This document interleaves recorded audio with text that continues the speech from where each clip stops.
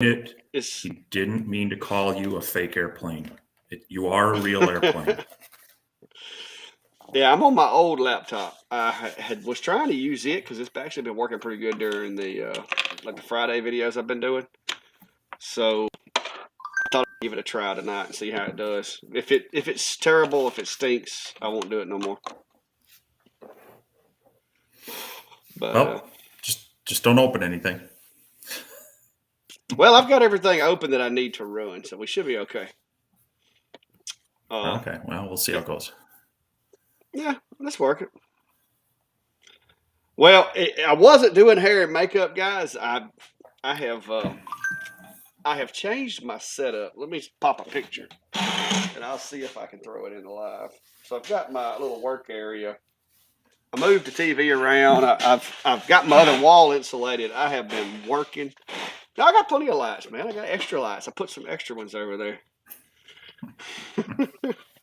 But I am on wireless, but it's not the internet. I've got more than adequate internet. I checked that on this machine before I started to do this. This is the same machine I use on Friday nights that everybody was saying that the lives look better. So I figured out, I think, what the problem is.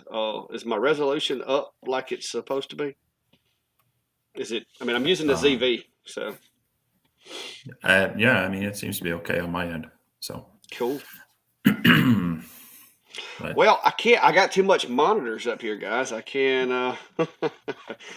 I can't move it around. My workspace has gotten small over here because I'm trying to do some stuff over on the other side of the shop to give me a little more room. And so I just thought I'd try this this approach. I can get a boom and make the camera sit out here in front of me, but right now I don't have a long enough boom to do that, and I didn't want to really set it right here by the laptop, so I set it over here so I talk to you guys this way. Oh, it's a work in progress. What can I say? Well, I don't know. I think you're going to have to deal with any of the comments. I can't seem to click on any and highlight them, but Norbert wants to know if you've spread rose petals on the shop floor. No. Oh man, this is it's cool in here. This ain't mood lighting. This is well, it is a mood, but not that kind of not that kind of thing. And I don't have one of my green shirts on because I was working outside today, and I changed and I forgot to change before the live because I was so busy working on all this stuff. So I've got one of my old drone shirts on today, but yeah, I think it'll let me. It'll let me do it.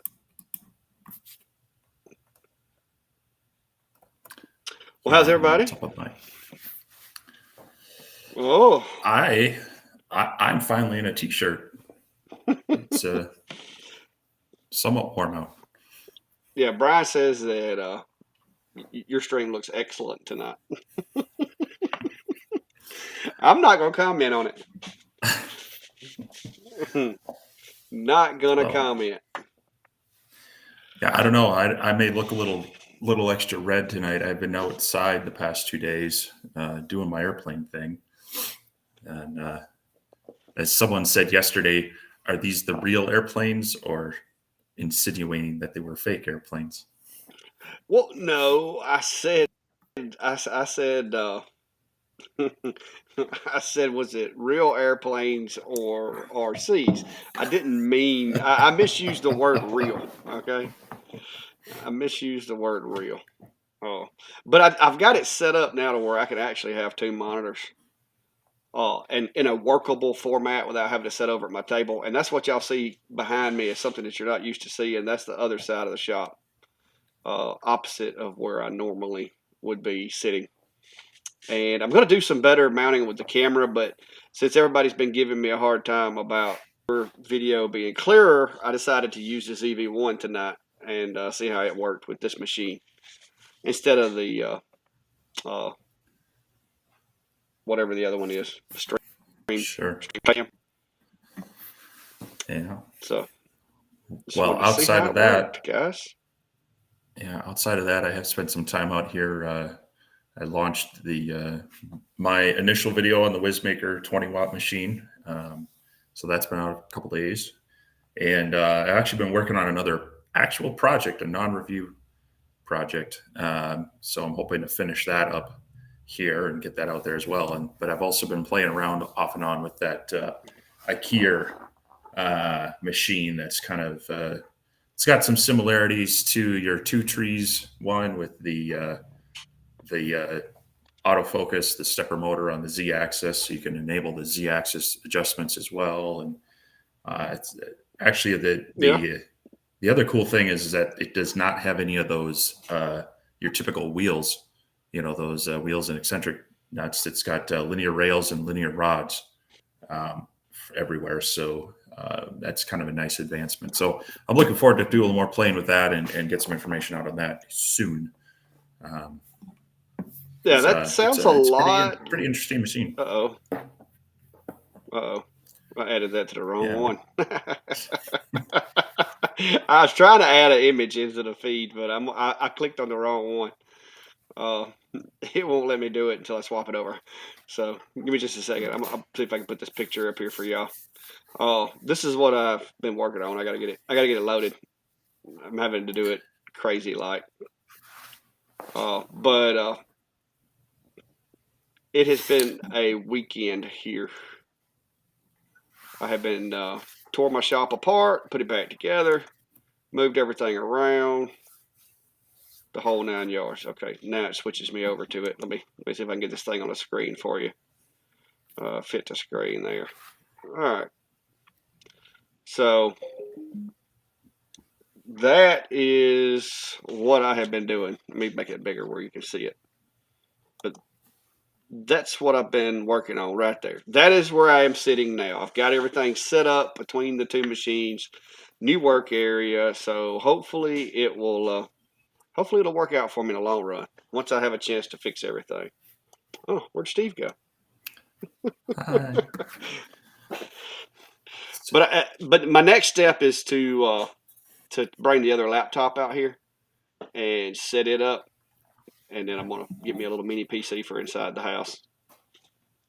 But I just wanted to check to see if this was which this laptop. I got to look at it. It's actually got an i7 in it, so I was like, "Well, heck, I'm going to try it and see if it works."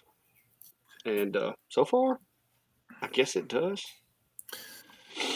So Josh is asking what we use to edit videos for YouTube. He's got zero video editing experience. Is wondering what we use and point him in the right direction. For I think we both. Yeah, I think right now both of us use Adobe Premiere Rush, which is you can get in a variety of ways, but you got to pay for Adobe Creative Suites at some level, or Adobe Express to get that. If someone's just getting started, if you're shooting on an iPhone, just use what do they have? iMovie right on your iPhone. You can do simple edits there. You can upload it. I know some very successful YouTubers that they primarily shoot and sometimes edit right off their iPhone, and so that's free just to start playing around and whatnot. But as you get more into it, you might start finding some limitations. So. Yeah, I used iMovie for a long time on my iPad Pro, and it done a really good job. But you will get to the point, and I think that's what made you and me both go over to Adobe, is you'll get to the point where you want to do some things and you want to customize a little more than what iMovie will allow.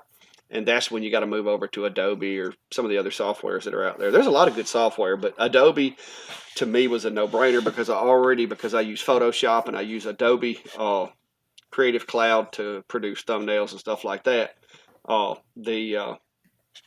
It was just one more Adobe license to add to the stack of already existing license. Yeah. But yeah, I would definitely start out with something that's hopefully free with equipment you already have, because the equipment can help make a good movie better, but it's not going to make a bad movie good.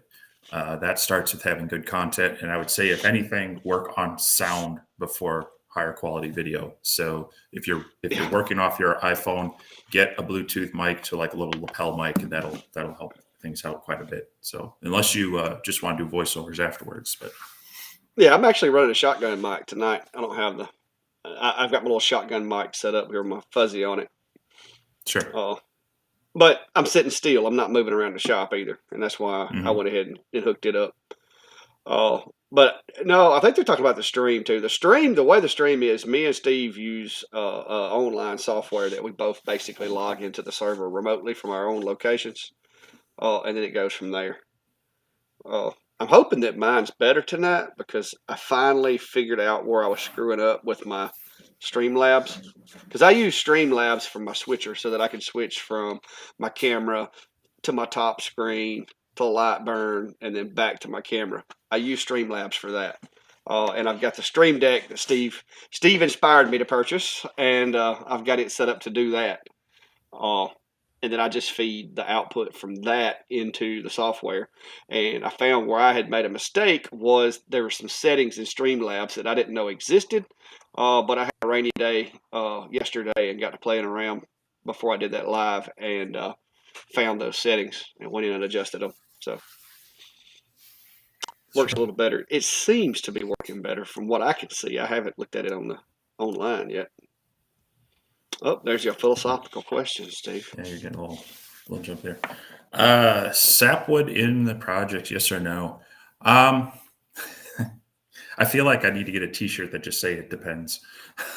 But if I'm doing something that's a little more natural and maybe live edge, sure, I'll leave it in there. If it's a piece of furniture where even the grain will accent it, and they're not looking for just a real clear, unobtrusive thing, then um, uh, if I want it to be kind of muted, then no, I won't put it in there. But if I want maybe the sapwood or the grain of the wood to kind of augment or bring out a piece, yeah, I'll definitely throw it in there.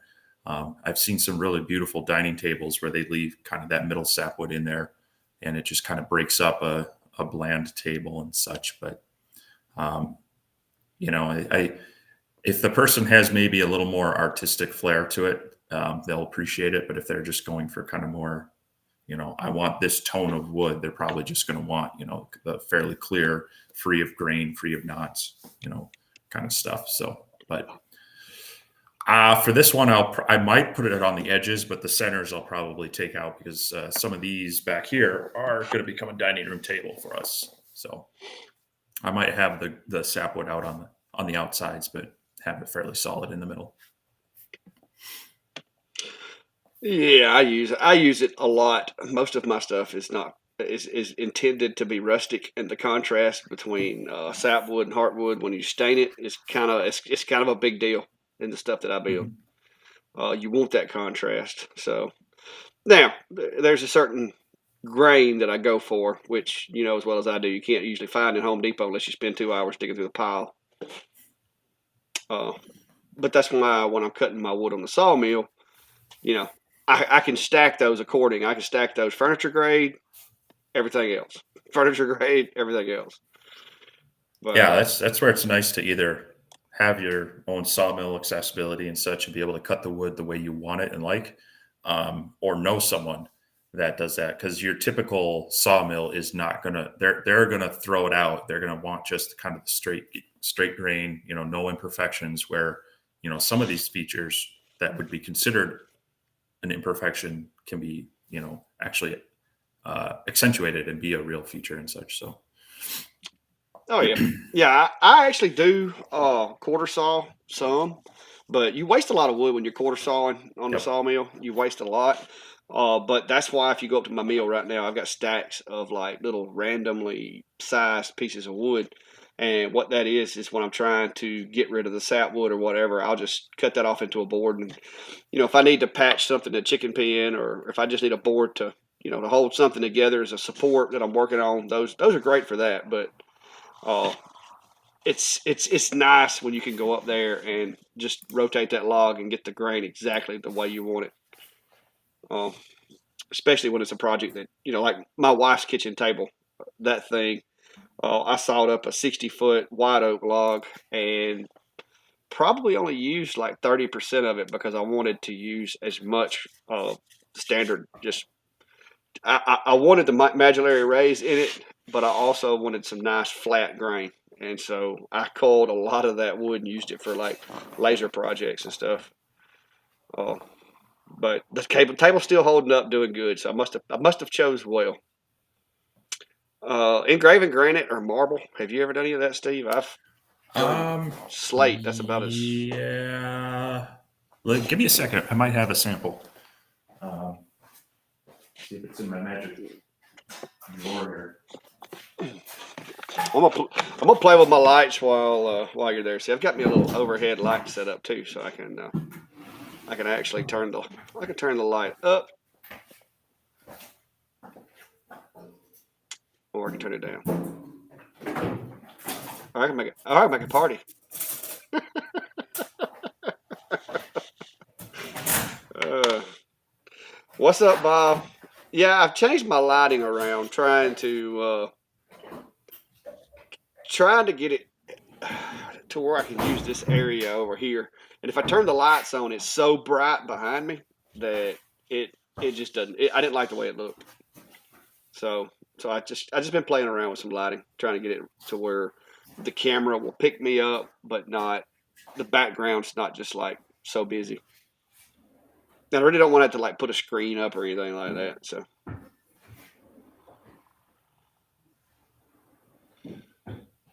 Well, what's up? What's up, Jason? Wait. Hey, Steve. Oh, Steve. yeah. Yeah, So yeah, you can pick up like the granite and the marble like samples at most. Well, maybe not the samples, but usually they'll let you buy one or two tiles. I had one that was, or a couple that I had messed with, more so on the CO2, but you can play around with it on the diodes based on color. Usually, what it does is it'll come out as kind of a white frosted look, and so definitely looking at that, whether that contrast will be enough. I would say it's similar to glass, where you kind of want to find the right settings where it frosts it, but if you get too much power, it starts kind of fracturing it more, and that can be a little bit of an issue. So I thought I had a sample of it that I had messed with, but I'm not seeing it right now. So well, hello, Gail. Yeah, I haven't fooled with any granite or marble or anything. I have done, like I said, a lot of slate, uh, but I just don't. I don't know. I guess maybe like a certain type of like desk decorations or stuff. I guess you could use for like a little piece of granite or something. yeah, it's very much like engraving slate, where you're just kind of trying to find that right power setting to get the look you're going for that doesn't get too gritty or burnt look to it. So it's definitely possible on the diodes within reason. I mean, some of the lighter colors are obviously going to maybe have a little bit of a bigger issue doing it, but I might have to look into getting me a piece to play around with. We've got a company in town that makes like headstones and stuff. I wonder if they ever like break one and have like leftover pieces. yeah, sometimes there's that. If you have a Habitat for Humanity restore kind of thing, where people will bring older materials, or construction companies bring like leftovers and they donate them and then they resell them. We have one of those in town that's really nice to go find sample material of just random stuff real cheap. Otherwise, sometimes you can find just tile pieces like granite backsplash. They'll have like the 4x8 or so sections that you can play around with. They're not too expensive, so or you can go Yeah, buy a big granite slab. I don't think I'm gonna be doing that just to do testing on. I It's believe a I'll it's a pass on that. it's a write off. Do a video on it. It's a write off.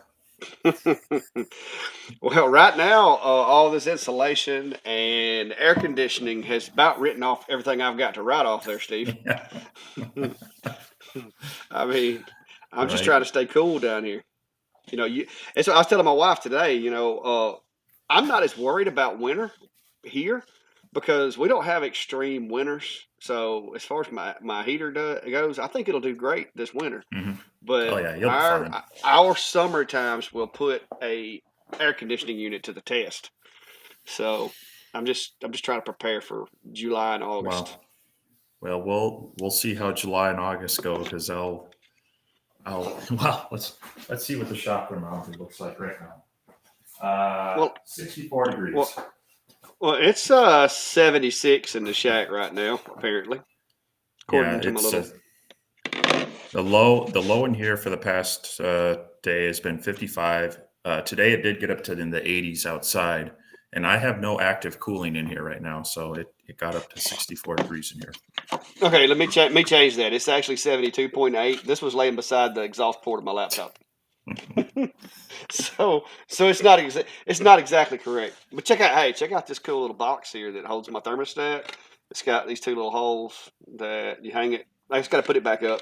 I took it down when I was doing the construction a while ago. Nice. Yep, a lot of laser made stuff laying around here. I don't know where it comes from. All right. Well, what about some questions or any more comments, concerns? Well, oh, hey, maybe this is working for me now. Bob's asking about working with epoxy, like a deep pour. Mm, I've done it. I haven't done like a like people do the river tables where they mask it off and then they make a big chunk just out of epoxy. I have used epoxy to do things like filling knot holes or other imperfections. And so yeah, you definitely want to get the right stuff for that. That's a slow curing deep pour, and then but I don't engrave into them afterwards. I have also played around with you do done mostly more on the CNC router, but you engrave in your your text or whatever, and then you go back and you fill it in. You can do that with paint, but a lot of people will do it with colored epoxy, and so that can be fun. And then you'll just sand down the top layer to clean it off, and then you can polish that back up. So I have played around with it. It's a little tricky, and you got to get used to it to make sure that your epoxy cures. Otherwise, when you go to clean it up, it's still a gummy mess. That can be a real disheartening experience. So you want to make sure you follow the mixing instructions correctly and mix it really well. And before you and if it's a new type, I'd probably do it on a test piece first. So yeah, yeah. I've done some small ones. Like I said, I've never poured anything probably deeper than I don't know, eighth of an inch to a quarter of an inch at the thickest. And I've had some really good luck with that, but I haven't done any of the deep stuff like what you're talking about either. Because epoxy costs a lot more than wood, so it does. It's not cheap. Yeah. so it doesn't really make sense to me unless you just I don't know. I guess if that's just the look that you want to go for, uh, then I guess so. But like if you wanted to put a coin in a table or something like that, it doesn't take a lot of epoxy to cover that up. I've had guys ask me about doing a plaque with a challenge coin and then like make it into it and stuff like that. And you just take the laser, measure the coin, and then burn a recess into the material, and then just glass it over with some epoxy. And those turn out, good, but I haven't done anything deep. Yeah. I'm just curious about those, like 5, 10 years down the road, because epoxy can have a tendency to yellow over time. Yeah. And so, you know, 1 second, I gotta check the plug. Mm. Well, Johnny, that's good to know as far as the mini split goes. But now y'all got to understand, this was a pole barn. This literally was just nothing but a frame with tin on it when I started doing woodworking and started the Clack Shack. And so I'm having to go back and add insulation and fix things to where it'll be a little more energy efficient. So it's not exactly energy efficient here. I had so much air going out that other wall. I'm surprised the air conditioner was even working because all I've got is those boards that you see behind me back there. Those are off my sawmill, and as you can see, they're like pages in a book because I should have flipped them around or spun them or something, but I didn't. I didn't pay attention to it when I put them up, so like all the knots match. But behind that, before I put the insulation in, was nothing but just tin. So I had to go outside, take the tin off, put the insulation in, and put the tin back on the building. And it's sealed better than it was, but it's still not going to be perfect. You might have something for this. Ballpark to start the power test on the Cermark with glass and stainless on a 10 watt. Let me see what I got for my 10 watt. Hang on. And that's one thing about being on this machine is I've got all my stuff on here. I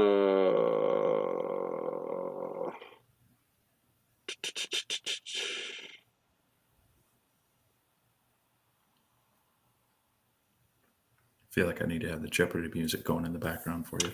Well, I thought I had it. I thought I had it dictated in here, but apparently I didn't. Cermark on metal, I've got that, and I think that's the same thing that I use on glass because you're not really trying to mark the glass, you're trying to engage the Right. Cermark. Yeah. I've got 100% at 70 millimeters per second. It says I've tested it 14 times, so that should ballpark it. But I would still do my own testing, guys. But 100 millimeters, 100% at 70 millimeters a second. I don't even know if my soundboard's working tonight. Hang on. Oh, did it work? No. I was going to say, I think I got it turned off. I heard it. Yeah, Brian, no, he doesn't give me access to that, but I could set up my own if I wanted to, but Yeah, I've got it. I haven't got it connected back. My computer was struggling a bit earlier with all the stuff I had going. So, I might, but don't want to chance it. I'll have to play around with that later. But 100% at 70 millimeters a second, I would test that though. Don't take my word for it because I can't remember what it did on glass. But that's what I've got written down for Cermark to get the black market.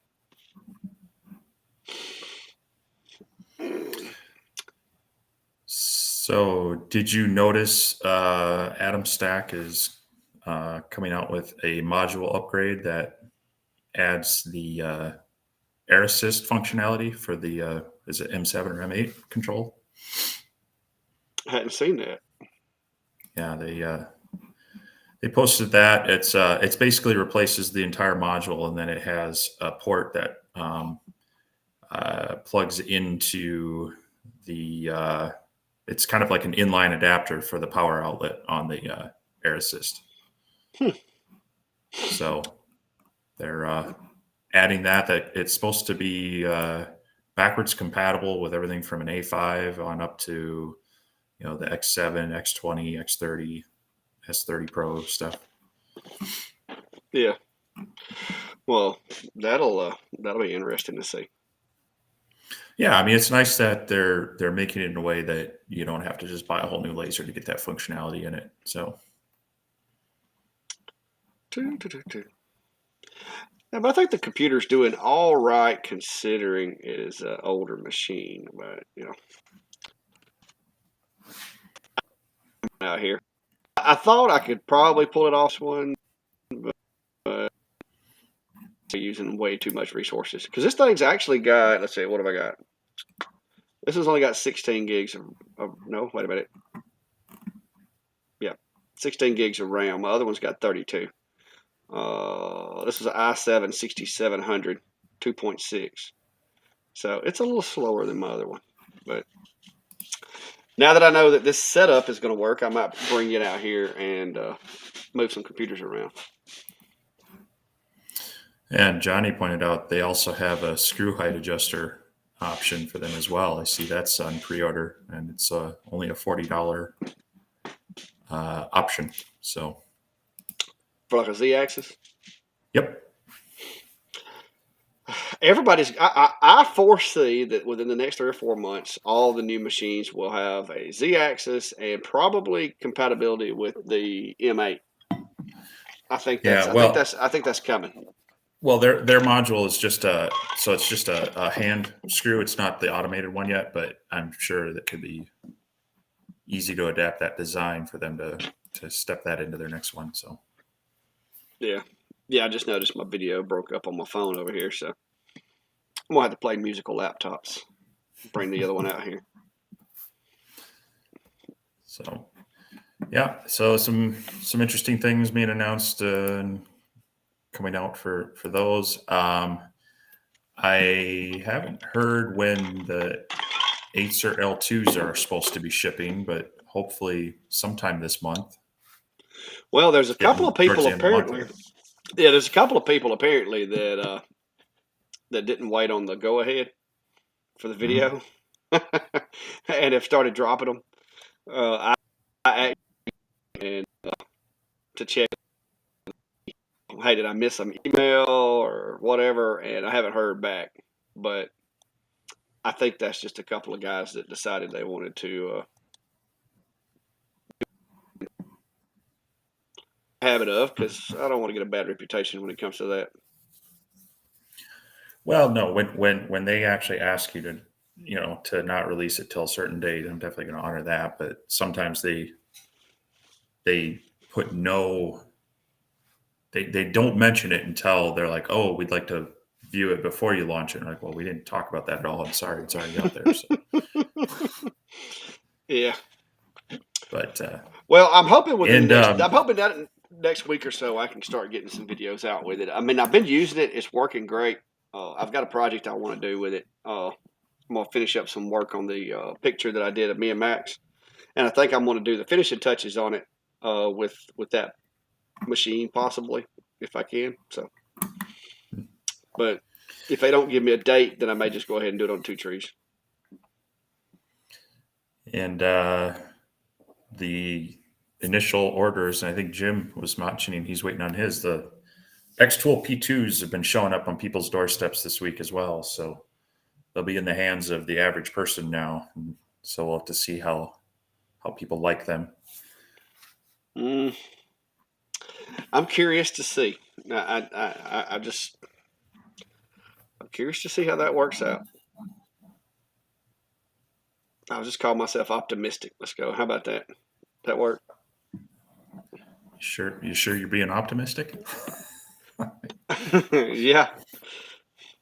Well, I think that it has some cool features, but just like with everything, I think there's going to be people buy it and not understand the complexity that comes with trying to use those features, and they're going to get frustrated with it. That's why a lot of people, I think, like my buddy Klein, he doesn't really care for the power Z axis and all that, but he wants it just straightforward and simple. Uh, Me, I like it, but I'm a bit of a gear junkie, or so I've been accused. You know, but I like that stuff. But some folks don't. They don't. They don't need it. I guess what I could say, because they're not going to use it, and it's just going to complicate the situation and cause frustration with some people. Now, Yeah. if it's something that you're going to use and you're comfortable doing it, then I think it's a good thing. Just depends. Um, yeah. I mean, the CO2 machines just inherently do have more complexity to them. There's more that needs to get set up. There's more that needs to be tuned in. And there are more things then that can also go wrong. And then when you get these machines that are trying to be somewhat user friendly, that can mean they self protect themselves with errors that you have to figure out. Okay, well, why is it not starting? And their displays have minimal on them. One thing that bugs me is when it's like it's a button or a light that changes color. So you have to base it on the color. Well, first off, I know people who are colorblind. That makes it a little difficult for them to diagnose their machine. I always like it where you should at least have some sort of console that, even if it's not on the machine, hopefully it's sending that information into XCS or Lightburn so that you can open that up and actually get an error code or text or something telling you. Because it's going to try to protect itself from overheating or lack of water flow, things like that they do try to protect themselves, but then you need to be able to diagnose those and figure out why. So I think you're right. I think there's some people who are going to get frustrated with a little extra complexity to them. But it'll be interesting to see what people can create with them and how well they do work. So, Okay. Yeah, Anthony, I'm used to the whole email them one day and hear back from them the next. That's kind of the way that works. They like to send out emails while I'm asleep, so I just send it, and whenever I get it, I get it. I did adjust. Let me know, Steve, if you see anything different. I did adjust the processing speed on my feed. See if that takes a little strain. I apparently was over processing. See if that takes strain off my laptop. all right. Well, it's seeming smooth right now, so we'll see how it goes. But There's only one way. There's only one way to check this kind of stuff. You know how it is. I could test it for days, and then the minute we got into a live, it wouldn't work right. Yeah, there's a lot of Brian. There's a lot of aftermarket high adapters out there, and I have mixed feelings about those. I think they're a good thing, but you're almost always going to lose some of your bed space because you're adding another layer to the distance between the mounting apparatus and the module. So you're almost always going to lose a little workspace. And me and Steve have said before that you start throwing too much weight on that thing, you're going to get outside the bounds of what it's kind of designed for. Am I missing something, Steve? I mean, who doesn't remember the 3-cylinder wonder of the Geo Metro? Most everybody in here, I think, probably does. Unless we've picked up some younger fans that I'm not aware of. most of us older folks with all this silver hair in our beards remember them. So yeah, asking about getting colors from the D1 Pro on metals. So yes, you can get colors from most diodes. Now, if you're down in the 5-watt range, you're going to be limited because it's basically it's a temperature reaction in the stainless steel. So typically they advertise that on the 20-watt and up machines, but I'm sure on like the 10-watt you can still get a certain number of it. I haven't done a test grid. I did pick up a couple of inexpensive sheets of stainless steel to do some playing with some of the machines. I just haven't gotten around to it, and they're not going to be they're kind of muted colors. They're not going to be overly vibrant, but you can definitely get some blues and reds and yellows out of it and make some interesting artwork from that. But you got to make sure you don't get it so hot as to cause it to warp or pit. That's the tricky part. That's the part nobody tells you about. Yeah. When they're showing these commercials about these folks making these colors show up on this material, they don't tell you how many times that they had to try to get the settings right. It's to me it's just not. I mean, it's more headache than it's worth. I've tried it, and I've got some colors, but I've also caused a lot of metal to expand and contract and twist and everything else, trying to dial it in right. So it's to me it's not really it's not really cost effective with a diode, in my opinion.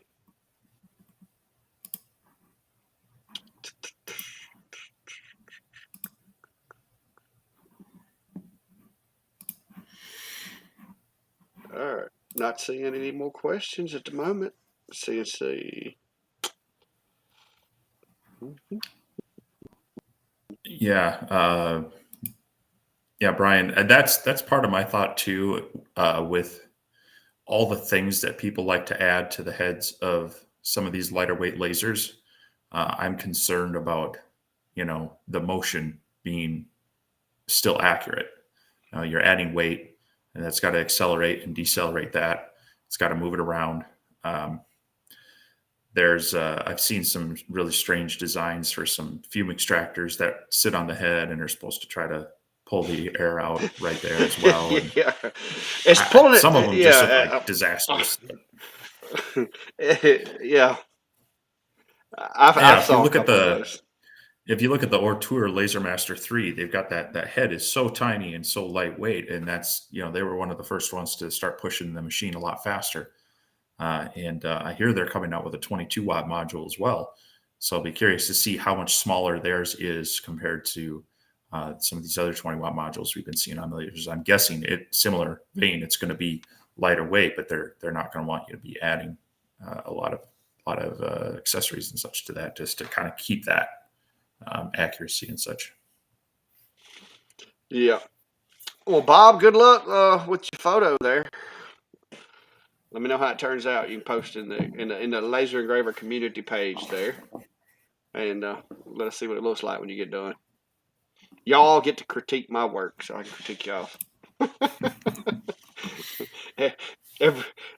Everybody critiques it.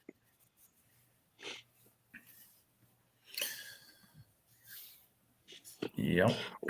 Well, I'm gonna try to do an update for you guys, man. I tell you, I've had so much going on here. I've already got vegetables. We're fixing to start cutting some squash, and I've got some peppers and all that growing, and of course I've got some new bees that just showed up. I got a lot going on around here, but speaking of that, surviving the apocalypse, my self-sufficiency level went up a lot here in the past week or so. Yeah, you'll have a lot of honey. Yeah, more than I anticipated having. The form that came up, man, I don't know where they come from or what kind of bees they are, but man, they are taking off. Who's he talking to? AZ, if you're talking to me, yes, I have a. Don't make me lie. I can't remember the name of it. I did a video on it. If you go back and look at my last Monport video, I got all the parts and stuff in the description of that video. I want to say is it Cloud Ray maybe? Yeah, I think that's one. There are I don't definitely remember if ones that's that make that. Yeah, I went with two different ones, and I don't remember which one I liked because one of them I sent it back because I didn't like it. It wasn't like it just did not fit the way I wanted it to fit, so I sent it back. But there's a Cloud Ray and there was another one. I can't remember which one I used, but there is a video that I have that if you go back to my videos and just search for Monport, it'll be the most recent video on the Monport. It shows you all the updates and everything I did to it. There's some kind of no-name ones that are. Now, did you have to install the mirror in the head, and was it blue? The one that Yeah, you ended up using? both of them that I bought were blue. Let me see if I can look at my Amazon and see Okay. which one I bought last because I ordered two of them, and the one when it got here I put it in and I just did not like the fit. I couldn't get it tight enough, so I sent it back. Okay, yeah, the last one that I ordered is going to be Light Object is the name of it. There you go. That's the last one that the last one I got was a Light Object. What's the name of it? And if I can get it to go. But I tried the Cloud Ray. That's what it was, and I didn't like it, so I went with the Light Object. But that's the one I'm running right now. And the way it's set up, you can actually turn the air hose to whichever side you want because it's got more of a set screw type setup.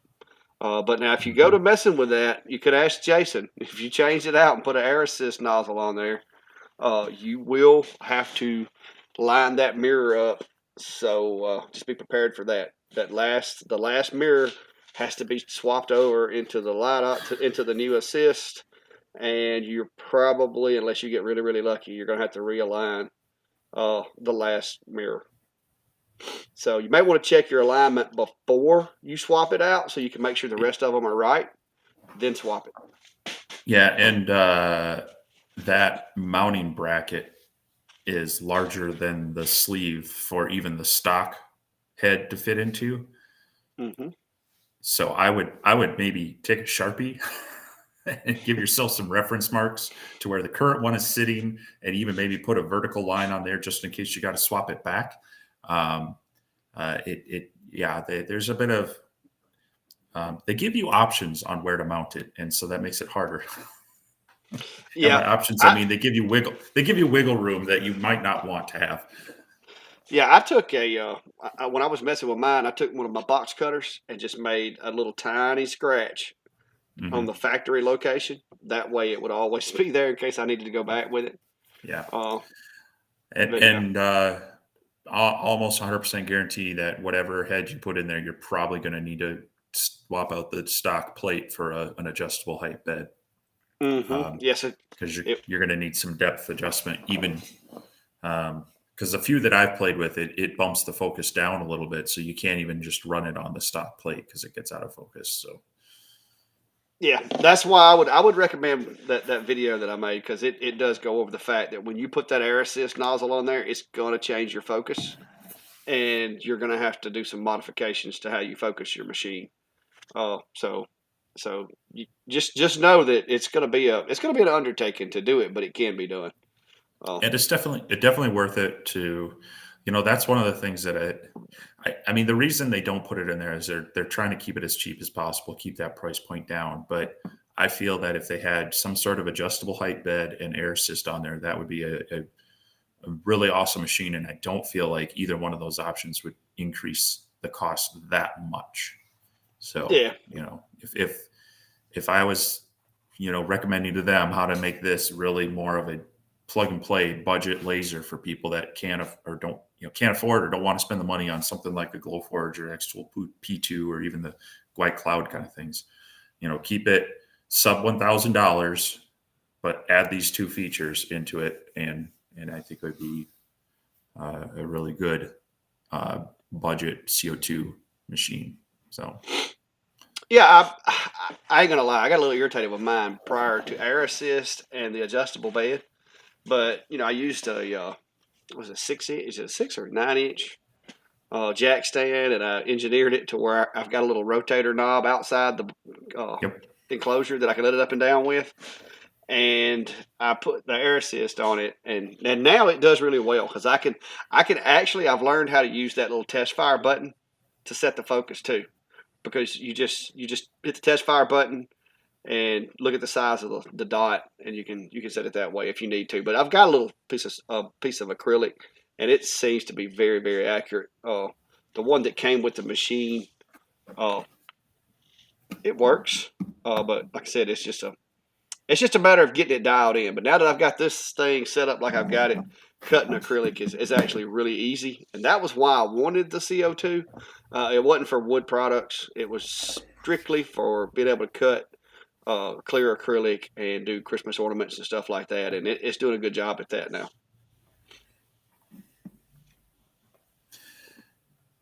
Yeah. Yeah, it's definitely an entry level machine that'll leave you wanting a little bit more in some of those. I mean, I think air assist is the bare minimum, because that makes the cutting so much better on that machine. Really, on any machine. I mean, that's why you see it pretty much standard on diodes now as well. But Yeah, you could take a mediocre cutting machine and put good air assist on it and make it a good cutting machine. mhm. So it is definitely air assist. I tell anybody that if I tell them if you're gonna do anything with a laser, in my opinion, you need air assist, because it also helps keep those pesky lenses clean. So It does. Yep. So there was a question that we missed a little bit. Norbert was asking ideas or best practices for warning others that you are operating a laser when they come into your space. use an Door lock enclosure. works. Yeah, make sure you got it in an enclosure. Which I don't have a whole lot of unwanted visitors in my shop. But I mean, put a sign out. But I still would recommend, if you have kids, grandkids, or anything like that, I would still recommend using an enclosure, or at least some type of barrier. Even if it's nothing but one to throw over enclosures like Comgrow or somebody makes, do something especially if you have kids around. Because Yeah, I mean, that's bad. even outside the hazards of the light, I mean, it just helps contain the smoke and allow you to pipe it out better or capture it somehow. So that definitely helps out. And that way, if you don't have it facing the doorway, they walk in, you're like, hey, I'm running the laser. I even have some of my, those cheap glasses they send with all the lasers. I keep these You by the talking door. Say, hey, about, put these on you before you talking step you any talking about closer. these? Yeah. Yeah, I think I've got like 100 pair of them. Got some. Yeah. Usually it's, do you want red or green? these are actually the better ones that they send. These don't look like the Buddy Hollies. These are kind of cool. Look a lot like just regular safety glasses. But yeah, that's why I wound up going with enclosures. And even now, since I redid this other enclosure, that's going to be where I'm doing all my testing and stuff as I, change everything. Brian, the only issues that I have had with the 8 since taking the cone off is I ain't got to take it off when I clean it. The shield, I don't have to take it off. And it did help my clearance. I wanted a little more clearance, so I also went and sanded the tip down to right where the airport comes into it to give me another millimeter or so clearance. And so far, it's working great. So.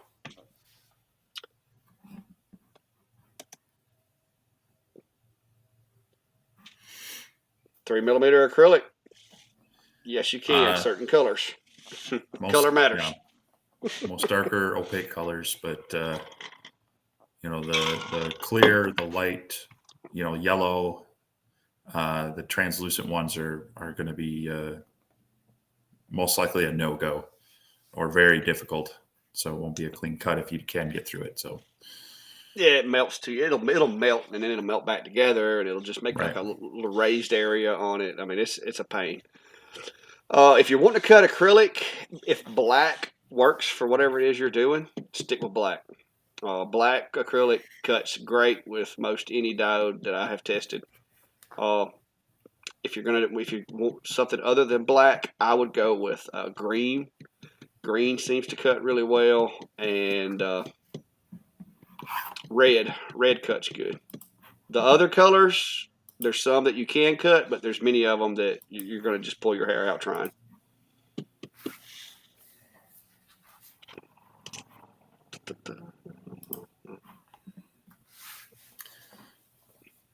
how much air do we need to use on the eights or air assist?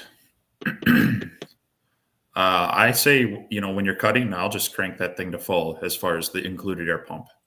When I'm doing engraving, I try to figure out where it's just kind of giving some positive pressure, but not blowing everything everywhere, which helps kind of in your cleanup. Or if you've got the higher power ones, I find when you get into the 20 watt and higher, maybe you've noticed this too, is that you can usually compensate for the air assist with just the power settings, and then you don't have to worry about what your air setting is. You just run it all the time, and that it'll help keep things clean. So I run mine all the time, and the only time I really back down on my air assist is certain materials.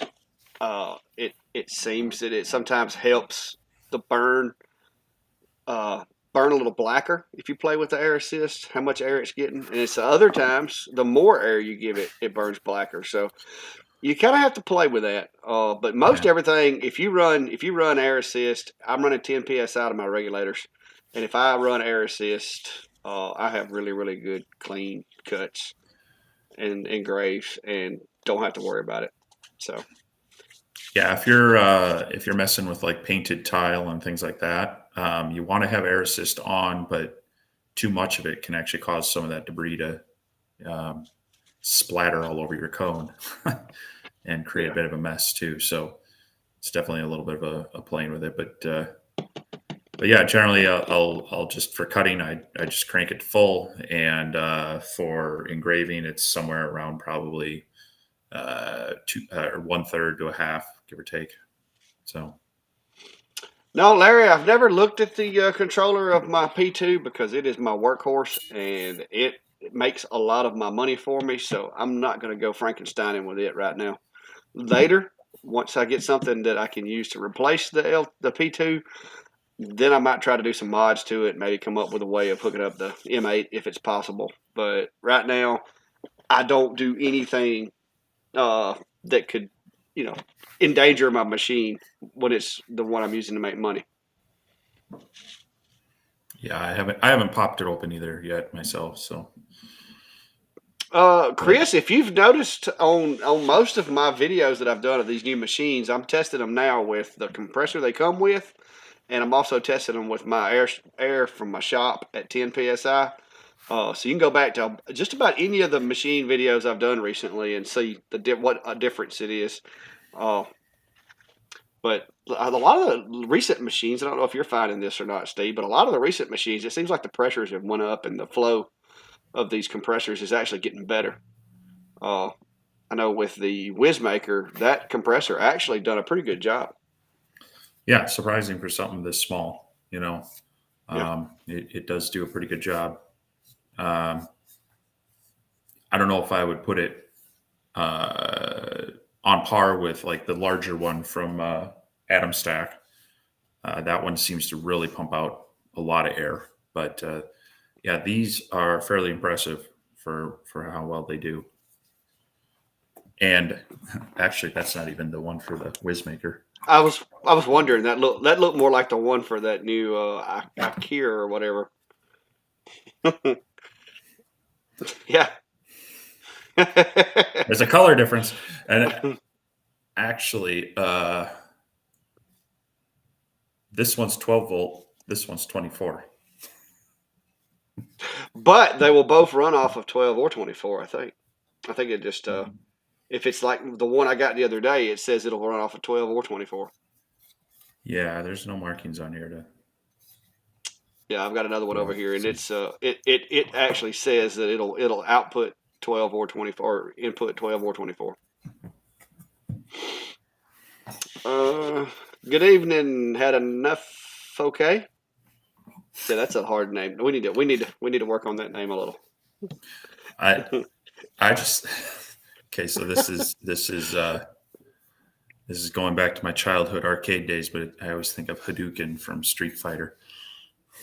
Mm, uh, well, thank you, Gray. I'm glad somebody appreciates the artistic flair that it took to create this ambiance I have going here.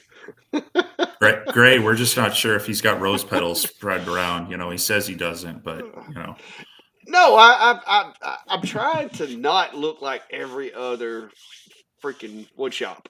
You know what I mean? Because if I turn the big lights on, you'll see. I mean, it's just wood and junk back there. And to be honest with you, uh, it's messy. You can't see the mess. okay, all right. So I'll have to try this. Let me turn my main shop lights off. Oh wait, actually, I bet you I can do that from here. Uh, Let's see here. Nerd, you've got your lights on a remote switch. Whatever, boomer.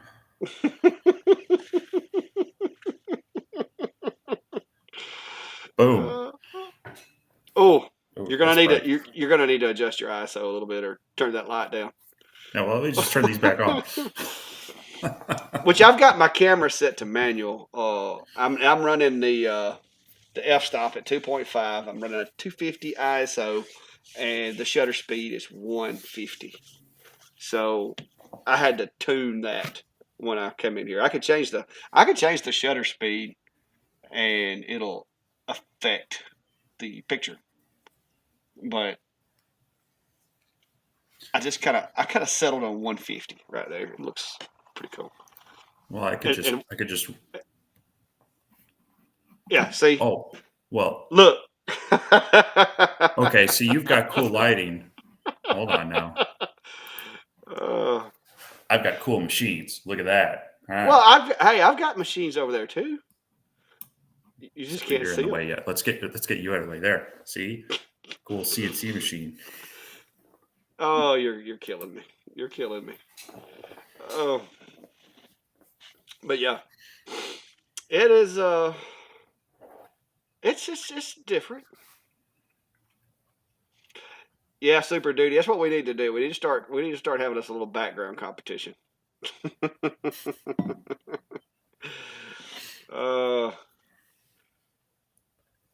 well, I've about got the porch cleaned off out front. Uh, I've got another bundle of the insulation installed now, so I've only got like a piece of a bundle left from today. I do have my brooder pen out there currently with my chicks in it that I'm raising up, and I've got the heater moved out, but it's still in the shop. I haven't moved it all the way out. I'm gonna take it up to the mill, and I may try to pour me a little concrete slab and just chimney it straight out the top and have me a little fire pit for wintertime. I don't know that technically I'm a boomer. I'm not that old, guys. You're only what 2 years older than I am, or something like that. Yeah, I mean, I'm not that old yet. You're just I hope. a boomer acting Gen Xer. Well, I was raised up by my dad was actually born in 1940, so I kind of like skipped a generation. You know what I mean? I grew up the way the baby boomers did because my dad was born in the 40s. He was a baby, when things weren't great, and living in the South, being raised by bootleggers, it was tough. So peace and harmony. Yeah. That's right. So there is an actual question here for you. Why do you use millimeters a second instead of per minute when the typical thinking is that per second is for CO2 lasers?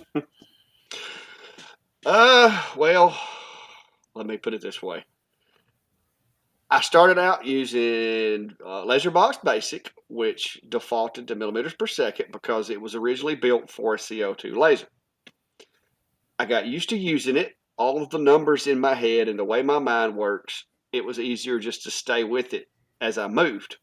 But now that lasers have gotten to where the speeds and the power are much faster than they were in the 1.5 and 2.5 watt days, I think the millimeters per second is suitable for diode lasers. But I think it's just kind of one of those things from the past that eventually will go away. Because the reason they did that is because if you had a 1.5 watt laser and you use millimeters per second, there was no variation. Like you couldn't really discern between 1 millimeter a second and 2 millimeters a second. So they used millimeters per minute to kind of stretch that out and give you a little bit more of a variety. Well, now I think we're getting to the point with the 30 and 40 watt machines that millimeters per second is actually going to, millimeters per minute will work, but I just think that millimeters per second is just going to be a little more suitable. And like I said, I just got started that way and I've just kind of stuck with it. So I just have to remember times 60 for you guys. But that's it. I mean, it really that's the whole thing. Is my first laser was an X tool that used LaserBox Basic. Yeah, and oddly enough, I was used to millimeters. Actually, going way back, I was used to inches per minute off the CNC, and then I had to start converting millimeters per second when I got my CO2 laser to compare it to my CNC router. There's another one for you, Brian. And then I kind of the same for you. The first diode laser I used was the X Tool 10 watt, which it defaulted to millimeters a second. So it kind of made sense. But then as I started working with other people and a few other lasers, they were all working in millimeters per minute. And it does give you some extra granularity rather than, okay, well, you could go 5.5 millimeters per second versus, the equivalent in millimeters per minute. It's all math, so they can work. But yeah, it's I agree with you. I think as the diodes get a little more powerful and can move more effectively at those speeds, it'll probably migrate all back to millimeters a second. It's just it'll take a while to get people moving over. Oh yeah.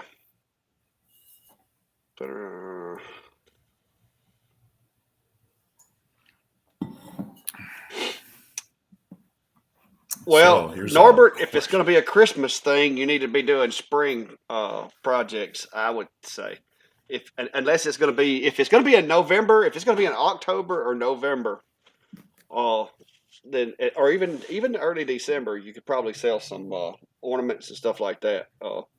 I do a lot of Christmas ornaments, like pet ornaments are really popular. Like if you can make ornaments that have a Dalmatian or a Yorkie or a whatever the popular dog is in your area, people will buy them.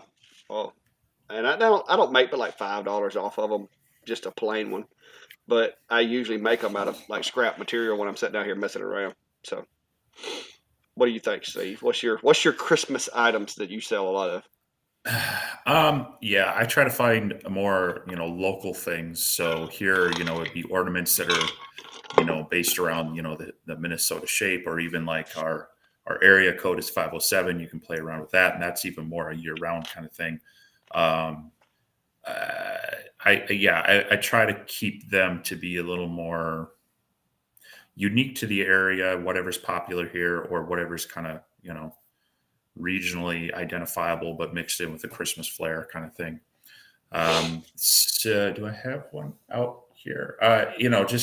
Just adding, um, I make just year round. I have like these Minnesota home plates that it just says home, but the O is the state shape, and you can do that for anything. So, flip that for Christmas, or even just do. I mean, that's something you can sell at a Christmas fair, but it's something that people would advertise year round, or display year round and such.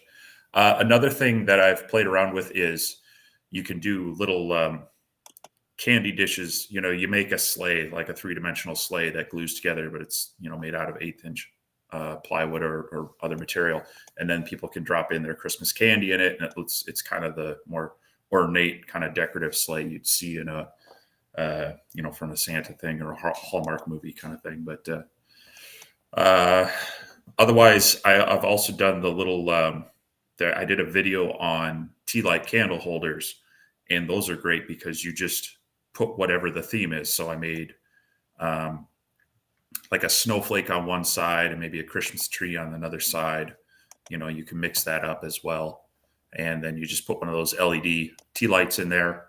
I put in some, I think it was maybe even just wax paper or something to be as a diffuser, so that it would kind of glow from that. So that's the kind of thing that you can use that base object of a tea light holder and just put whatever the season is. You can make the Halloween lanterns out of them, then you can make the Christmas lanterns out of them, and then Easter and such. So Yeah, no, gray. It very well could be because I had to change my audio settings around a little bit earlier. Uh, like I said, I'm using my older laptop, so I'm not taking it too hard right now. Once I get the new laptop in here, I think it'll fix a lot of the issues. This machine's just it ain't quite as powerful as my other one. I underestimated its strength. so Yes, I take credit cards. Go ahead, Steve. so I'll let what? you. I'll let you explain your process. uh, Yeah, so I have used a couple in the past. Square's fairly popular and easy to get set up with, but if you have a website that ties in with anything, I would try to use the same vendor for that. So for one of my past websites, I did a lot through PayPal because people are comfortable and used to that. And then I had a PayPal here reader. Well, now they've moved over to Zettle, and so you can use that. And that works fairly well. They even have, you can put in your stock items, you can have your inventory, and then a good one will also then be able to interface with Squarespace sites and sometimes Etsy and others as well. So depending on what you're doing, if you are just doing in-person sales, research some of the more popular ones of Square, Zettle, and there's a third one that's escaping me right now. See which one works, which you're comfortable with, and maybe it will tie in. Or if you're like I say, if you're already using PayPal, it's pretty cheap and free to sign up for their. I think you have to pay for their card reader, which is going to be roughly maybe $40, give or take. But sometimes they give you a discount on your first one. So and I think depending on the company, sometimes you have. You might have to have so many transactions and they might hold on to it, but once you have enough of them, they'll they'll usually allow you to get access pretty timely to your money. I mean, generally it's next day or the day after at most, depending on how that goes. But yeah, as Norbert brought up Venmo, there's a lot of people who like to use Venmo. Um, that is just another branch of PayPal, which kind of makes it funny when people won't use PayPal, but they'll use Venmo. So you can do that as well, and maybe even just design up a QR code that has the pay here, and they can just scan it on their phone from your little pay station. So Yeah, I use QuickBooks for all my business accounting and invoicing of my commercial customers and everything. And so for $50, I get a point of sale that does it'll do swipe, it'll do the chip cards as well as Apple Pay and the proximity payment plans or whatever. Uh, and what it does is it actually automatically generates an entry in my books. It automatically adjusts to the tax rate of whatever municipality I'm in based on the GPS of my iPad. And so you just basically set this little hockey puck looking thing on the table. It connects wirelessly to my iPad, and then people can tap, swipe, insert whichever way they need to do it. And it automatically puts everything in my accounting software, and it will even create an invoice or a receipt or whatever and email it to them if I so choose. Most of the time, I just do cash sale as far as the customer's name or whatever, so that it doesn't send them an invoice. I've got it set up not to send invoices to that particular customer. But I do have a Square, but I've never used it. It just sits there because everybody just uses the QuickBooks reader. yeah, and that's a great way to do it. But I think it's definitely when you're beyond the hobbyist doing a couple craft fairs a year kind of thing. Yeah, I think for what they're wanting, I think the Square, like you said, the Square Yeah. or PayPal will actually send you a reader if I'm not mistaken too. Yeah, PayPal they switched. They recently they used to do their PayPal here with Reader. Now they've partnered up with Zettle to do all that stuff. So, um, but yeah, it's fairly simple. Goes right into your account, your PayPal account, like the rest of your stuff. Um, but I'm finding more and more people are used to Venmo as well. So if you have that set up, it definitely can help make a sale that might not have been. So Yeah, I've got a lot of a lot of the orders I get through my Facebook page lately.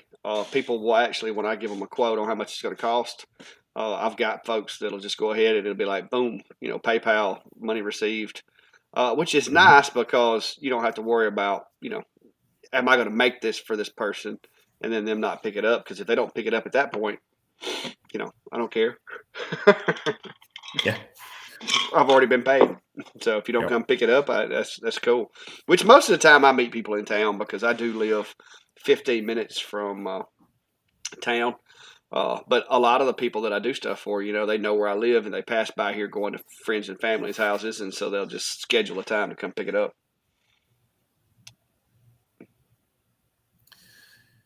Yeah, yeah, you are out there.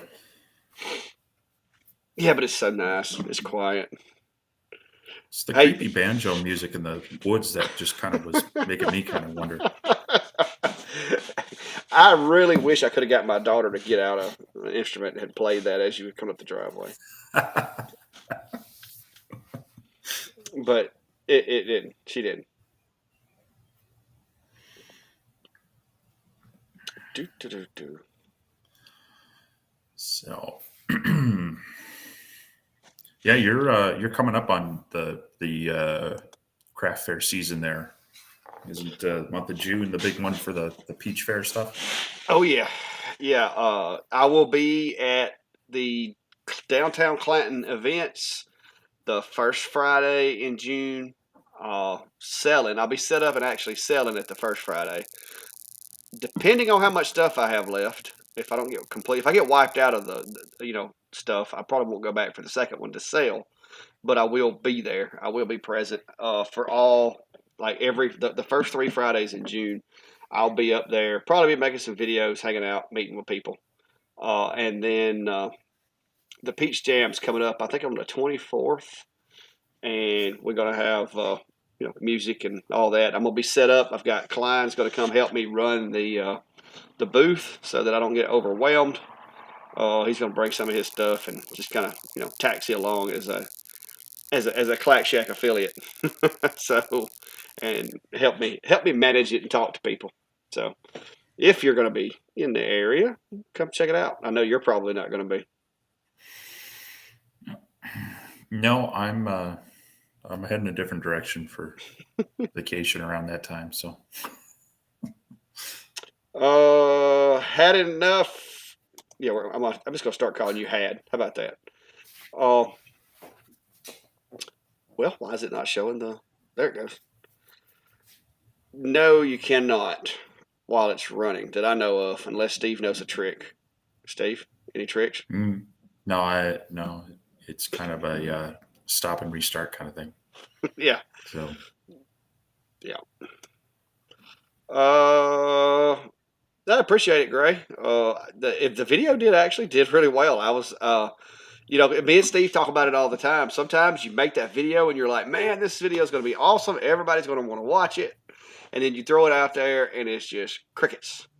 But then other times you make a video and you're like, well, it's a decent video. I would watch it, but it's probably not going to do that great. And that one surprised me. It actually did really well.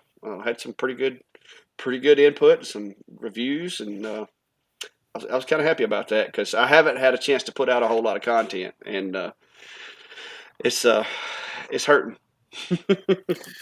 yeah, I got to remind myself of that it seems to be the spur of the moments. Hey, I'm doing this. I should record it and make a video of it. Things that end up doing really well. Yeah, Whereas the ones that I overthink it and put too much into it, um, those are the ones that yeah don't always perform as great. Example, my the one I did on EVA foam, I just happened to need to cut this stuff for an order of some items. And I was like, well, this is something that people would probably be curious that you can do. And so I recorded it and I tested a few more colors I had on hand, and it's done really well. So yeah, yeah. It seems like the more effort you put into a video and like the more planning, the worse it does. I don't know why that is, but anyway, yeah, it's both Gray and Brian are kind of mentioning that they want some real substance, some knowledge, and the how tos. They do really well. They because there are people. I was listening to a podcast of a guy who's been on YouTube for 15 years, and he kind of summed it up as that your video needs to have one of three things. It has to have some knowledge they're looking for, and if that's the case, they'll be interested because they're looking for that. Or it has to be a really interesting, unique thing that they haven't seen anywhere else, and it captures their interest. Or you have to have just a really good personality that they're there just watching you for you. oh well, I got that. Uh-huh. But that's just it. That's why how-to videos tend to do pretty well because someone's out there searching how do I cut acrylic with a laser, or how do I engrave leather, or how do I set my power settings and such, and or the things to consider before buying a laser, or things like that. Do tend to do well because they're generic enough, and it's kind of some knowledge transfer that people like. And so um, sometimes the problem for me is just stopping and thinking about what is that less complex thing that someone's probably wanting that concise information on. So No, Brian, I'm actually growing it out to see how long I can get it before it starts looking really crappy. I've never grown it this long before, so it's either gonna get really crappy and I'm gonna shave it or cut it, or my wife is gonna strongly recommend that I cut it. I'm not sure which is gonna happen first. well, it's not a real Viking beard until you can braid it. So Yeah. No, Brian. If I did that, it'd get like 10,000 immediately. But no, like I said, I enjoy making videos. It's just a bonus when people actually like watching them. Because I mean, sometimes you get busy with with trying to put a video together or whatever. But a lot of those, it's the ones that you just come in the shop and it's like, okay, I'm gonna do this today. I'm gonna make a video. I enjoy those. A lot of times the machine videos can get a little bit redundant unless it's a machine that I really want to try out. Uh, so I've kind of cut back on some of those because there's nothing that's really like grabbing my attention. Uh, I am really kind of more tuned to the project videos and showing you guys how to do stuff. And I try to make it simple enough that people that are just starting out and people that don't necessarily have, all the biggest tools can do projects, make a little money, and then maybe save up for those bigger tools. That's what I'm doing. I'm saving up for a CNC because I got these friends that keep guilt tripping me into getting one. So I'm having to save my money up to get one. So. Yeah. Yeah, no, I do try to keep that in mind too. I have acquired some nicer tools over the years, but I try not to rely on them for certain things. Just knowing that for some people, they'll get tripped up on that. Like, oh, well, I don't have a big cabinet table saw. Like, well, you don't need that. You could use a job site one, or you could use, a circular saw. So I try to make sure that I use try to keep the project simple so that people can do it. But Yeah. Well, yeah, Dottie. Dottie says she likes the bee stuff, and that's one reason. And me and Steve talked about this before. I know a lot of people are like, "Oh, you shouldn't be putting this bee stuff on your channel. It's all about lasers." But it's not. I mean, the channel started originally about sales. I mean, well, let's see. Back in 2012, when I started it, it was a lot of video gaming and game modifications and network modifications for video gaming. And it has just kind of transformed over the years. So it's more or less a whole bunch of stuff that I do. I would do more videos of other stuff, but it's just cameras get in the way, and I tend to do stupid stuff like fall or break something when I'm recording myself.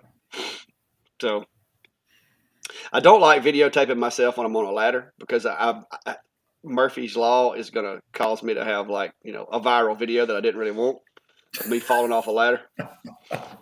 So I try to avoid that. yeah. Yeah, I could have spent this weekend videotaping a bunch of not real airplanes like I used to. Well, you're just sensitive about that, Steve.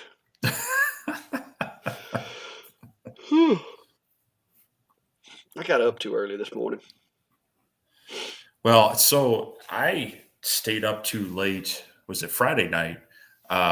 There's been a lot of solar activity this year, and so there's a page that is managed by one of the Minneapolis area TV stations called That's So Minnesota, and they encourage people to share photos of beautiful things around Minnesota. Well, lately it blows up every time the Northern Lights start ticking off, and so I started seeing these photos come through. I was editing videos the other night, and they were sharing this like, oh yeah, it's really firing off, and it's getting even into the southern part of the state where I live. So I was like, well, all right, fine. I skipped the other times. I'm going to go out and drive and see if I could see them. And so I drove about 20 minutes to get out of the city I'm in and stare at the sky in the middle of nowhere and went, well, nope, can't see them. So yeah, made myself stay up late and drive an extra 40 minutes just for nothing. But yeah, I'm trying to add another camera.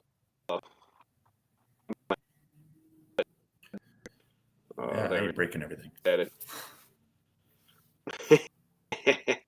They're asking me about my clearance on my machine, if I can get it to cooperate with me. I may have put too much on my little machine. There we go. But yeah, the white balance is off, but that's inside the enclosure. But I thought you could. You can't. But yeah, the nozzle is off of that machine. That's my overhead camera in my big enclosure. And that video is terrible. It needs adjusting. But oh, look at there! Look at all that room back there. Got that heater out of here. Hey, what are you doing? So there was a question about. I can go ahead and remove that camera. That was terrible. There we go. Had enough. Okay, is asking if you take the shield off for more clearance to material. That I can take the shields off of the Acer, the Atom Stack, X Tool. You know, some of them you can't take off without power tools. But if I can take them off, I take them off usually. Now, some of these new machines with the Z-axis, that is not going to be an option because even if you take the shield off, you still have that sensor sticking down to the point to where it's going to be in the way. So that's the only negative that the adjustable Z-axis machines is that the probe or the sensor or whatever typically sticks down even with the shield. So even if you take the shield off, it's still there. So that's something to consider when you're looking at these different machines. But now I have found that most of these machines, you can raise them up out of focus, and it really doesn't have that big of an effect. So I also do it when you're trying to, especially on like a rotary, when you're trying to find real top dead center of that cup to your laser, or trying to make sure that a smaller custom item, double checking the alignment with the frame, things like that. I'll remove them if it's working on it at home and in an enclosure like that. But if I'm taking it out mobile where other people are going to be around and I don't have as much security, I try to make sure they're back on. But yeah, I find it just gets in the way. It also can have an issue of trapping some of that smoke if you don't have as much air movement through there. It can linger in there a little bit longer. So moving it out allows the air to move past that cone easier and such. So it's really just there as a safety feature. It's not needed for anything short of now you're seeing the probes for the auto Z-axis stuff. So yeah, well, my situation is different because when I'm out doing stuff in public, I have my little portable enclosure and it has the laser safe glass on it. I don't have to worry about it at all. Yeah. Brian, I don't currently use one very often because the enclosures that I'm using don't necessarily support them. But I'm hoping that this summer, fall time, I'm going to be building a larger extended laser in an enclosure out here. And then, I'll be playing around with it more again. Just the stuff I do is generally it's cutting out of a sheet good, and I don't necessarily need to place something exactly off of that. I'm usually just making sure I'm framing the sheet good, and then I know it's in there. So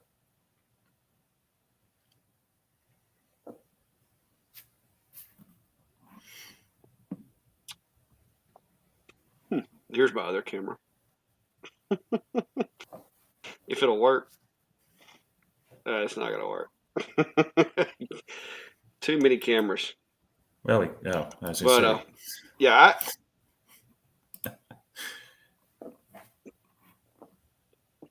No, I just took it off. Visit you in the winter and build and.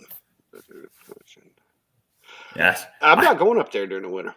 I'm not sure I even want to be on this job in the winter. Steve's been talking about coming here during the winter. Yeah, let's save some vacation time. A tropical vacation. But yeah, no, wintertime up there is rough. Whew.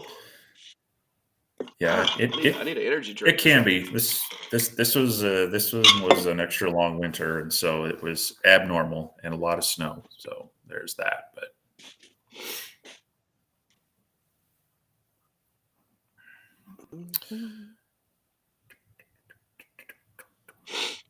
here's a question about one of your jigs. Cut our templates off 1 inch higher than the wasteboard. Grid. What does he mean by? I'm not following. What's up with the grid? Well, my mouse is doing some weird stuff. Oop. Let's see. Let me see if I'm reading this right. I may be missing something. 1 inch higher than the wasteboard.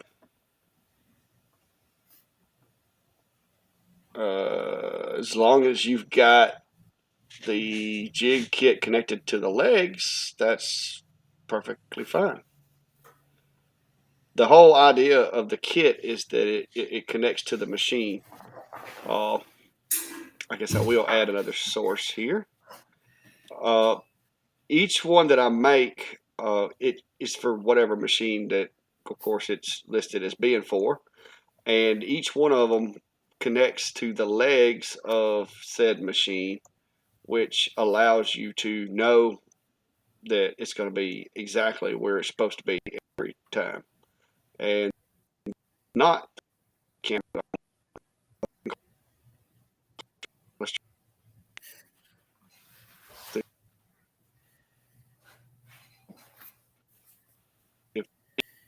The enclosure with the 2 trees right now. And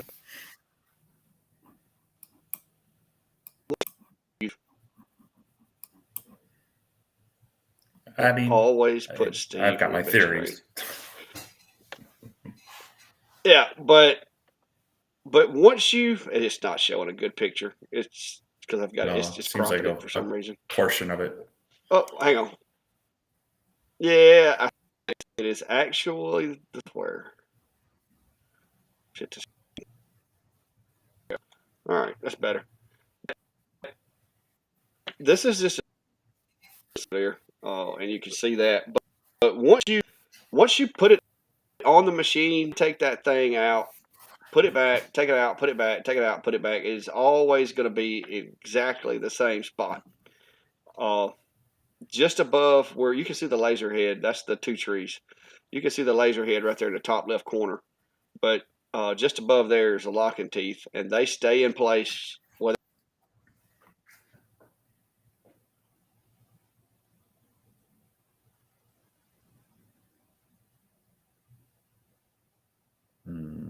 Did we lose your audio?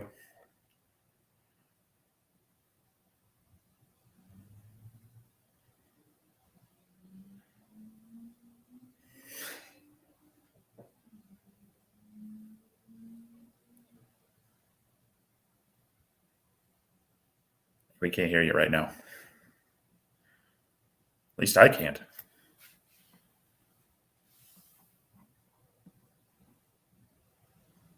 You went and tried to get fancy, and now we can't hear you.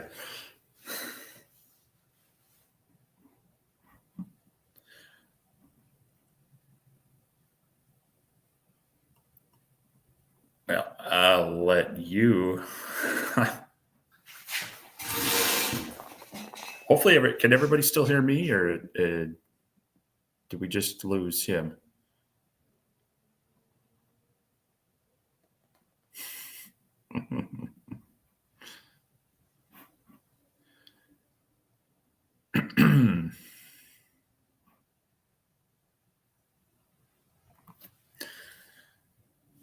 Well, I guess we'll let him figure out his audio. Meanwhile, someone was asking about cut settings for 1/4 inch, 1/4 brick plywood for an 8er. Trying to see if I have. So it's going to kind of depend on what your plywood is. I've used a few different varieties. This is your typical plywood from Home Depot. It's 1/4 inch. and this is on a 20 watt, and it tops out around 500 millimeters a minute, on down to 300 at 60% power, 300 millimeters a minute. So that would be kind of a starting range to look at, but you'll probably want to run a test on it, because I've found, various plywoods, they have different thicknesses of core, different types of metal stuff. So your mileage can vary on that. It sounds like maybe you got your audio back. Yeah, for some reason, do you? Is it working? Well, I can kind of hear you, but you're choppy again.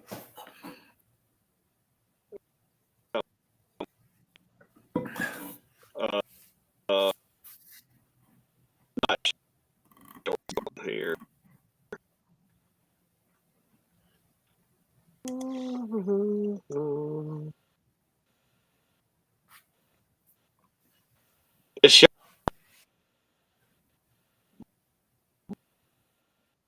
It's I can hear you. It's still a little choppy. Yeah, Brian says we can hear you if you don't talk. all right.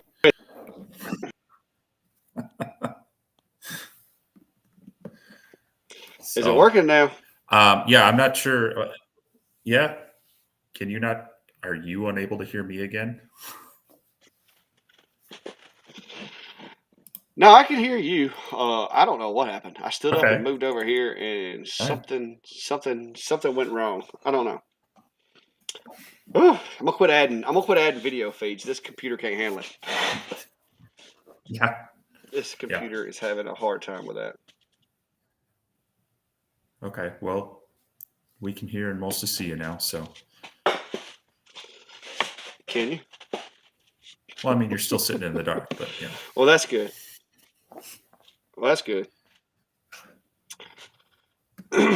Yeah, like I said, I'm gonna play with this setup a little bit. I'm not in the dark. It's actually quite nice in here. Yes, It's rose pretty petals well and all. lit where I'm sitting. No, I haven't lost the connection, wireless connection. It's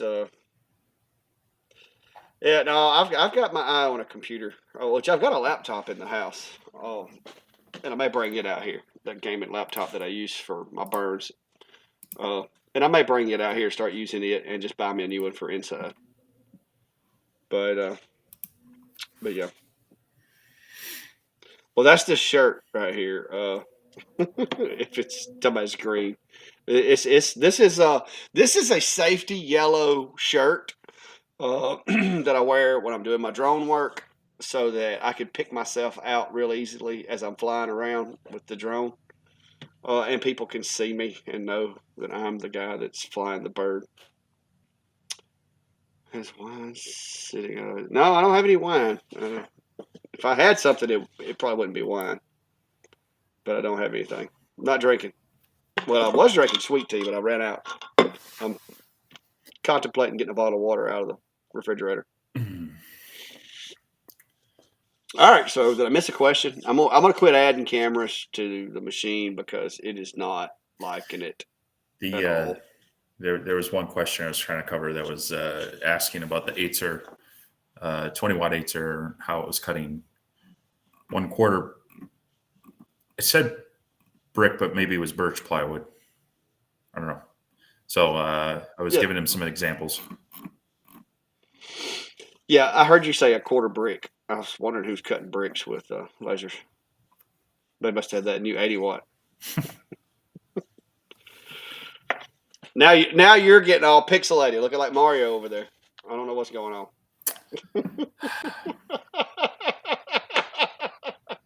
That's what I call karma right there, guys. Karma. That's what you're seeing right now. This is karma because Steve and Brian like to mess with me about mine. Oh, that's awesome. But now 1/4 inch birch. I'm trying to look for that comment, but this thing's not letting me scroll real well. Yeah, it was just basically some settings on 1/4 inch birch plywood for on the Acer P20. So yeah, I've got an old decommissioned Dell server in the house in there, but it doesn't have a video card in it. I'm not too sure. It's an older one, so I don't know how well it would do. I've thought about bringing it out here, powering it up, and seeing what it'll do with the video processing. They said I stole your focus. Now it should hopefully be improving here. It was just like some weird network congestion stuff because I haven't been playing with things. Well, I moved my entire setup over to a different computer. So if all that I had problems with was that little bit of audio and, limited to how many machines I could add, that's good. But I did it so you guys could see light burn, because now my light burn is clear, guys. Look, y'all were complaining that light burn was foggy and that it was important. It is now clear. So that's why I did it. I did it for you guys. So as Steve makes fun of me, just know I did it for y'all.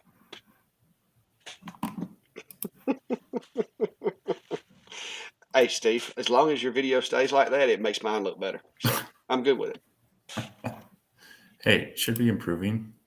I'm no longer in the yellow with my network. Yeah. Well, I'm going to run another Cat 5 cable to where I'm sitting also and do a hard wire on this machine. Guys, this is a work in progress. I had planned on doing most of my lives from inside the house. But then, of course, as y'all know, when y'all ask me a laser question and I'm in the house, I can't really pick up something and show you. So I've had to kind of create myself a studio out here of sorts in my workspace while maintaining a workspace, and it's a tricky balance. Yeah, I stole some of your focus. That's why I'm so clear. Yeah, well, I actually have a couple of Cat 6 cables running out here to this shop, so I just don't have them plugged in right now. So I'll maybe do that for next week to help out. Wouldn't want you to take my focus away. Well, see, I've got the two Cat 6 drops that come out here, and I've got a switch above the door over there, and I just haven't ran a hard wire over to here and down. I've got one that I usually use over in the center of the room, but I didn't bring it over here. So there's that. I don't know why I didn't while I was at it, but I did. But anyway. But I've still got 800 or something megs, even on Wi-Fi 6. Mm-hmm. All right. Any questions, comments, concerns? Anybody want to say anything bad about Steve's beard? Oh, look, my move goal. Look, Steve. Look right there. My move goal. I got a medal today, up 200%. I don't know. All we've seen you doing is sitting around. So, well, trust me, I was moving a lot earlier. Did you have the watch tied to the cat or something? No, I was out there. I was out there climbing up down that ladder all day long. Well, we actually just hit 525 people in our laser engraving community on Facebook. So if you are on Facebook and want to hang out and share, ask questions there, just drop the link there for people to join up. And I'll even drop it over for people watching off my channel. Should be in the chats there. It's a good group of people. We try to keep it filtered of any spam and junk. But there's been people sharing projects, sharing ideas, asking questions and such, and we try to poke in there as often as we can. But other people are also giving their input and feedback. So it's just a fun group that grew out of this live stream past couple months, and we like to see it continue to grow. So if, like I say, if you are on Facebook and you want to join, go ahead and connect up there with us. Yep. Well, Brian, checking on my health over here. It says I'm at 8,387, which seems awfully low because I usually get 8,000 on a regular day. But yeah, that's what it says. Scott, simple answer is I just like the design better. I don't know, dovetails, squares, rectangles. I just liked it. It was easier. It was a little easier for my mind to comprehend and to work. It has multiple points of I guess you could say, retention to keep it from moving, and it works. I try to go with the KISS approach, and the way my mind worked when I imagined that file, that's just the way that I decided to do it. I mean, it's not like any big reason, I don't guess.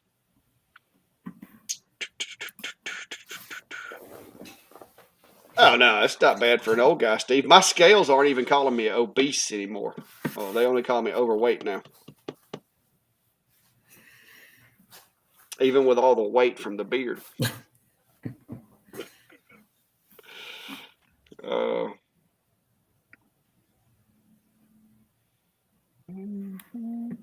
There you go. There's a question for you. oh, yep. Well, Beaver Creek, that is a complicated question. No, you can't really. You're not going to lure them out if that's what you're thinking. You're not going to put some honey out there and have them up and pack all their stuff and move into that hive. That doesn't happen.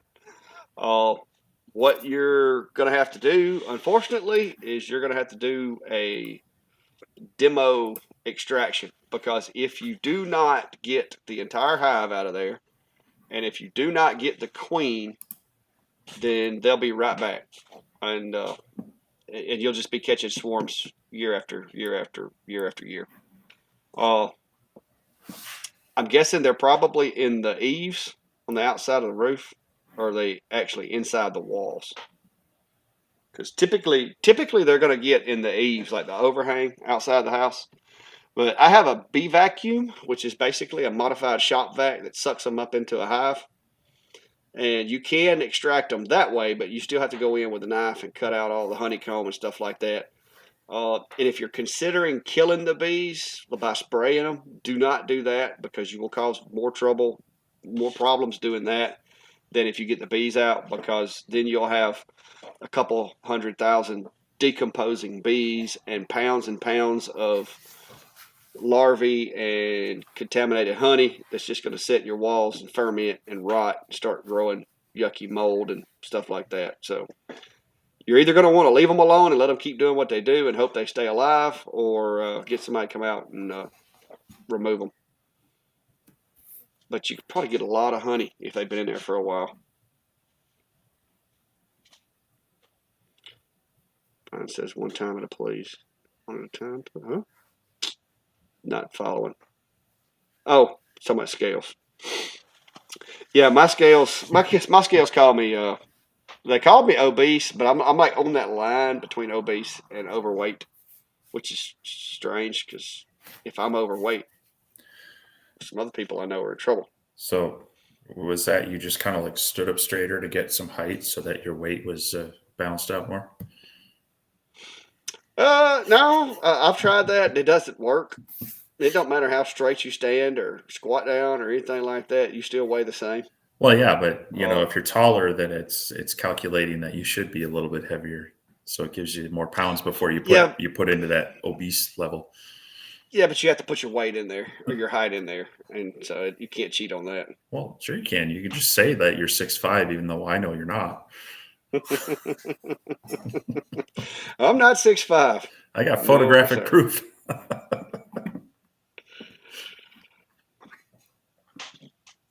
What is this noise I keep hearing? I've either got an animal trying to get in my shop or something out there. I'm going to go check on my guineas.